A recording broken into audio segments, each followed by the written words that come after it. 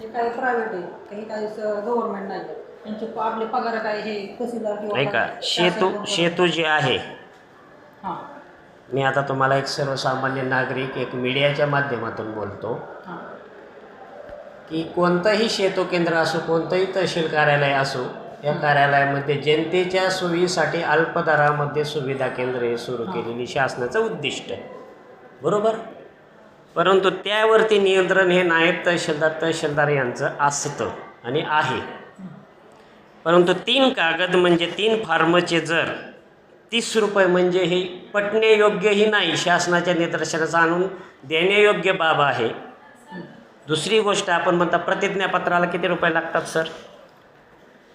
प्रतिज्ञापत्राला किती रुपये लागतात? 150 रुपये प्रतिज्ञापत्राचे. बरं, ते जर प्रतिज्ञापत्र समजा आम्ही स्वतः केलं तर काय नाही, तुम्ही आणा करून. बरं, दुसरी गोष्ट ब्लॉक घ्यायला तुम्हाला शेतून विचारावं लागणार, कारण प्रतिज्ञापत्राचं टायपिंग तुम्ही फक्त करून आणू शकता. बाकीचं ब्लॉक सह्या मी घेईन हो. समजा मी सह्या नाही म्हणजे ब्लॉक असलेलं पुढं तुमच्या फोटो हे ते असतं, तुम्ही टायपिंग कुठं नको आणा. शासकीय फी प्रतिज्ञापत्राची किती आहे? 150. नाही नाही, ऑनलाईन किती जाते आपली 70 रुपये, आणि बाकीचे एक्स्ट्रा जे आपण घेतो असे ब्लॉकचे आपण घेतो 120 रुपये. बरं, आणि मला काय म्हणायचं आहे, टोटल जातीच्या दाखल्यासाठी किती घेतो आपण? टोटल जातात आपले 300 जातात. 300 रुपये. त्याच्यानंतर अजून वर काय द्यायचे? काहीच नाही. बरं, शासकीय दरपत्रक तर 70 रुपये आहे, सर्व त्या शेतू केंद्र चालकाने करायचं. आपण ते ऑनलाईनच नसतं, बाकीचं कोणी हो, मला काय म्हणायचं आहे का, शासनाचे प्रांत असो किंवा वरिष्ठ कार्यालयाकडून जे आलेले नियम आहेत ना, 70 रुपये हे घेणं बंधनकारक ते शेतू चालकाला आहे का नाही, एवढं सांगा. आहे ना, मग 70 मध्ये तो दाखला त्याचा गेला पाहिजे. पण तो 150 रुपये म्हणजे हे जास्त होतात असं वाटत नाही का प्रतिज्ञापत्राला आपल्याला? 70 अधिक 150 हे फॉर्मचे 30, टोटल किती झाले? 150 70 200 गडीभर 20 आणि हे 30, 250 रुपये हाच खर्च झाला.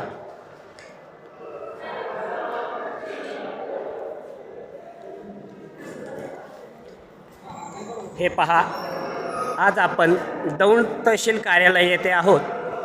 आपला जन आवाज क्राईम न्यूजच्या माध्यमातून हे पहा, निवासी नायब तहसीलदार कक्ष या ठिकाणी जातीच्या दाखल्यासाठी सर्वसामान्याला फॉर्म 30 रुपयाचा खरेदी करावा लागतो. प्रथम 150 रुपयाचा ॲफिड्यूट आहे आणि तदनंतर असा टोटल शासकीय खर्च 300 रुपये येतो. शासकीय खर्च जातीचा दाखला काढायला.